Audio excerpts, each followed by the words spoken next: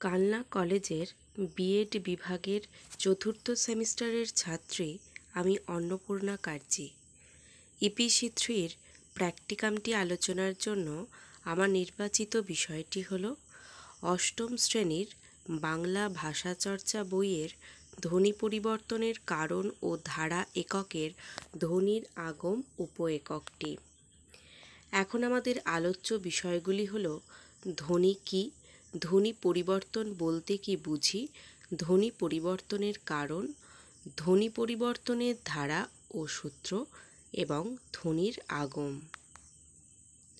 ধ্বনি মানুষের বাকযন্ত্রের সাহায্যে উচ্চারিত ভাষার ক্ষুদ্রতম অবিভাজ্য অংশই হলো ধ্বনি।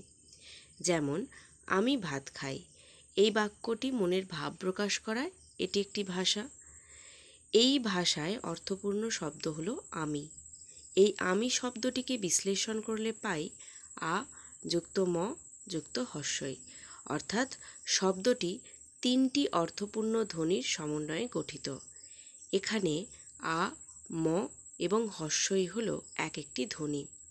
তবে মনে রাখা দরকার, ব্যাকরণের পরিভাষায় ধ্বনি হতে গেলে তা অবশ্যই মানুষের বাকযন্ত্রের সাহায্যে উচ্চারিত হতে হবে। তাই অন্য কোনো প্রাণীর ডাক, পদার্থের আঘাতে সৃষ্ট আওয়াজ এগুলি ধ্বনি নয়। একইভাবে শাঁখের আওয়াজ, বজ্রধ্বনি, করতালির আওয়াজ, পশু পাখির ডাক এগুলিও ধ্বনি নয়।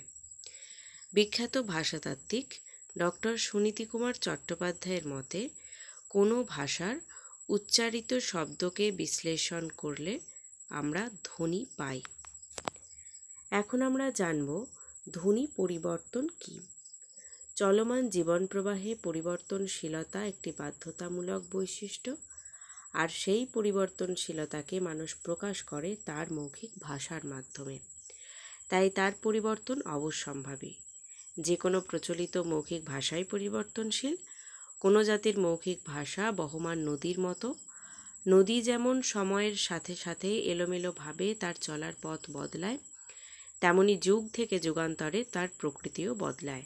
নদী বদলায় তার স্রোত, ভাষা বদলায় তার ধ্বনি।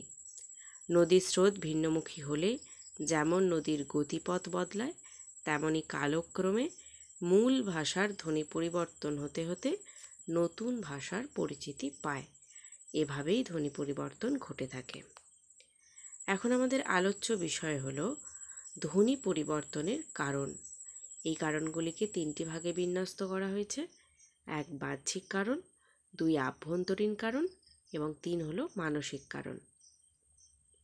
বাহ্যিক কারণের অন্তর্ভুক্ত কারণগুলি হলো ভৌগোলিক কারণ, যেমন জার্মানি এবং ইংরেজি ভাষা অপেক্ষাকৃত কর্কশ, অন্যদিকে ফরাসি এবং ইটালীয় ভাষা অপেক্ষাকৃত মধুর।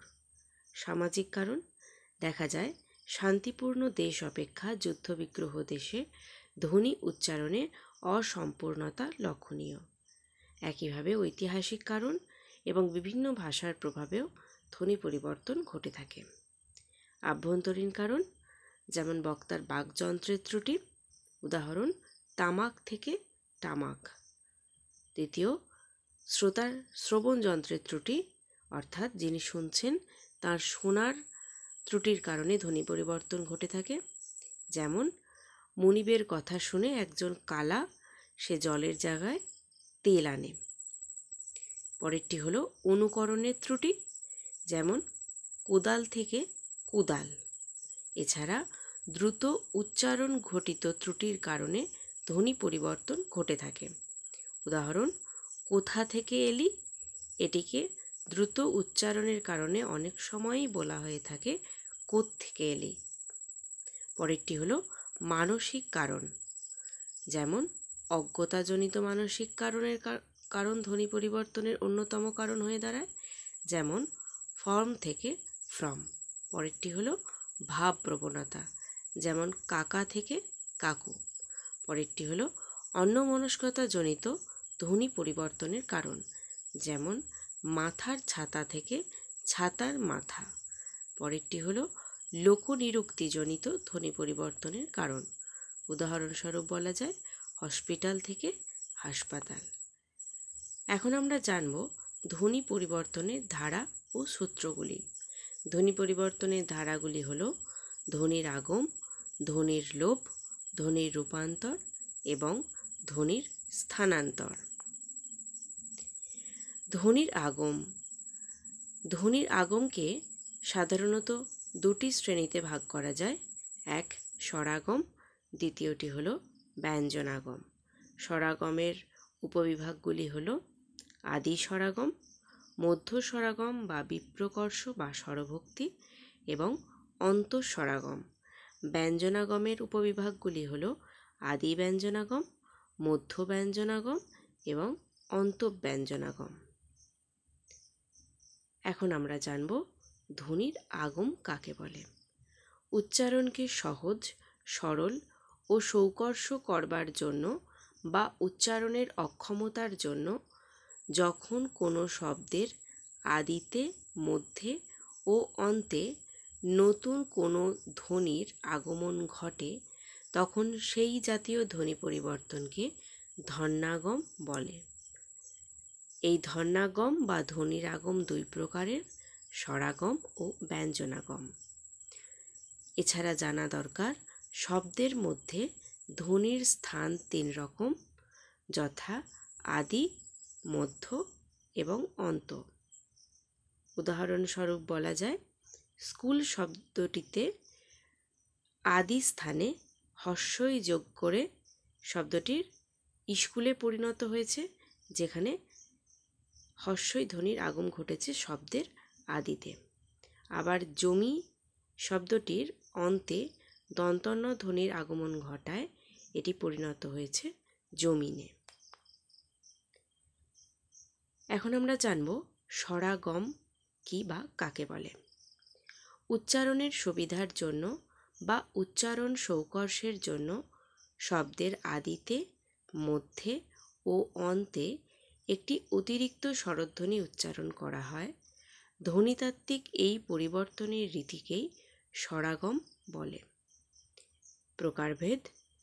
উচ্চারণের সুবিধার জন্য বা উচ্চারণ সৌকর্ষের জন্য স্থানভেদ অনুসারে স্বরের আগমকে তিন ভাগে ভাগ করা যায়। যেমন আদি স্বরাগম, উদাহরণস্বরূপ বলা যায় স্পর্ধা থেকে আস্পর্ধা, অর্থাৎ আদিতে আ স্বরধ্বনির আগমন ঘটেছে। পরেরটি হলো মধ্য স্বরাগম, যেমন ভক্তি থেকে ভকতি, এখানে একটি অ স্বরধ্বনির আগমন ঘটেছে। পরেরটি হলো অন্তঃস্বরাগম, যেমন বেঞ্চ থেকে বেঞ্চি, এখানে একটি হস্যই স্বরধ্বনির আগমন ঘটায় এটি পরিণত হয়েছে অন্তঃস্বরাগমে। এখন আমরা জানব আদি স্বরাগম কি বা কাকে বলে। সাধারণত শব্দের আদিতে সংযুক্ত ব্যঞ্জন থাকলে সেই সংযুক্ত ব্যঞ্জনের উচ্চারণের সুবিধার জন্য শব্দের আদিতে বা প্রথমে একটি অতিরিক্ত স্বরধ্বনির উচ্চারণের প্রবণতা দেখা যায়।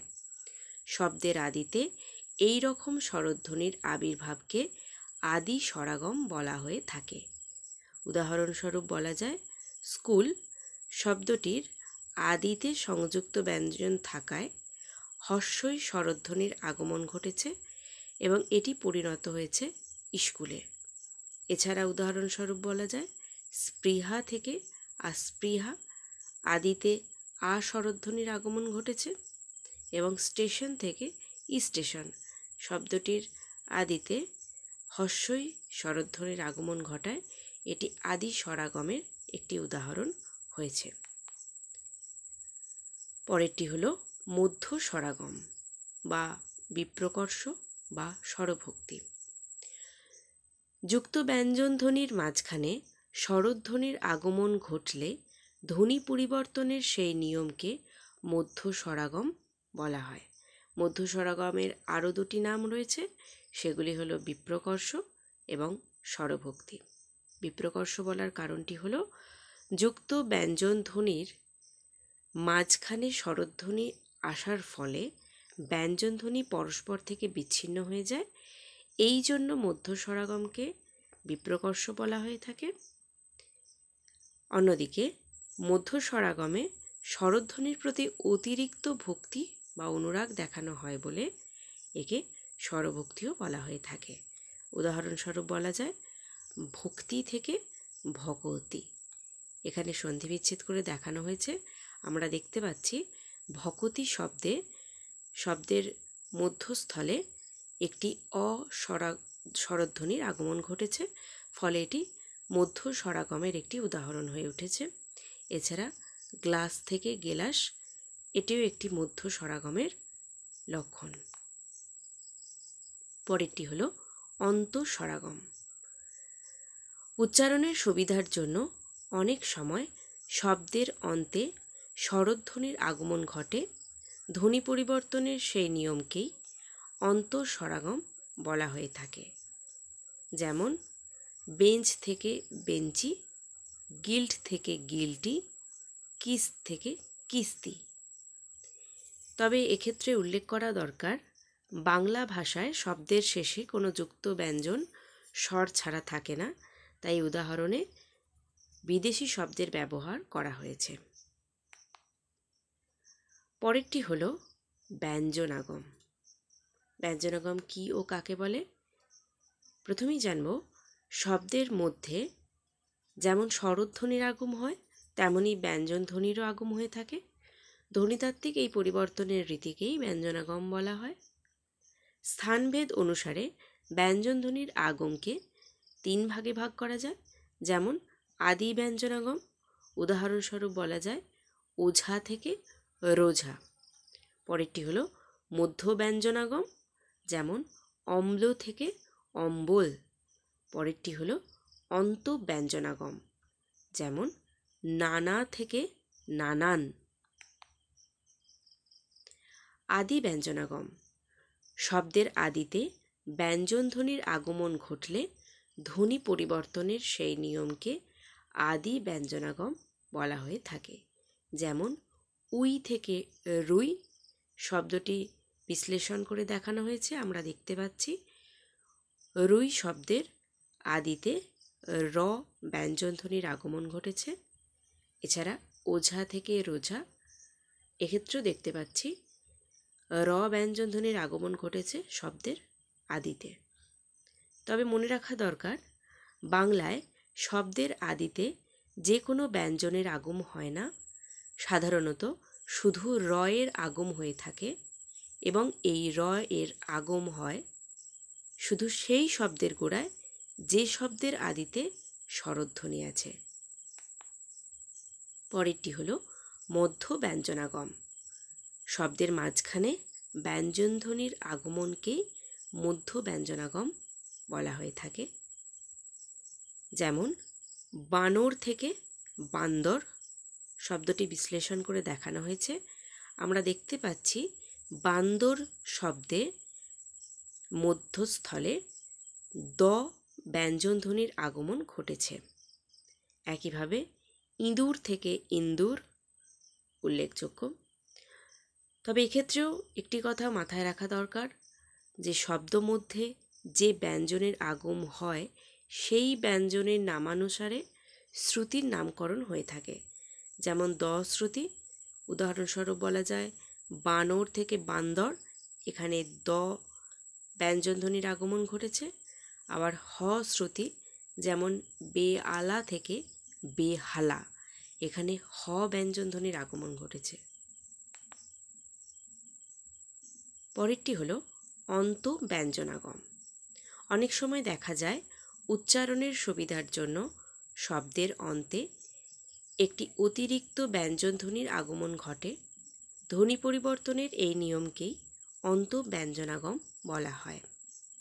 যেমন খোকা থেকে খোকন শব্দটি বিশ্লেষণ করে দেখানো হয়েছে। আমরা দেখতে পাচ্ছি খোকন শব্দের অন্তে দন্তন্য ব্যঞ্জনধ্বনির আগমন ঘটেছে। একইভাবে জমি শব্দের অন্তে দন্তন্য ব্যঞ্জনধ্বনির আগমন ঘটায় এটি পরিণত হয়েছে জমিন শব্দে।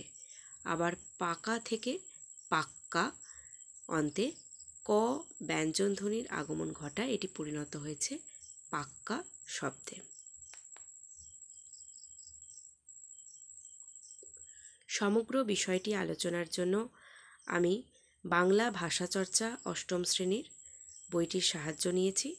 এছাড়া রামেশ্বর স সংকলিত সাধারণ ভাষাবিজ্ঞান ও বাংলা ভাষা বইটির সাহায্য গ্রহণ করেছি।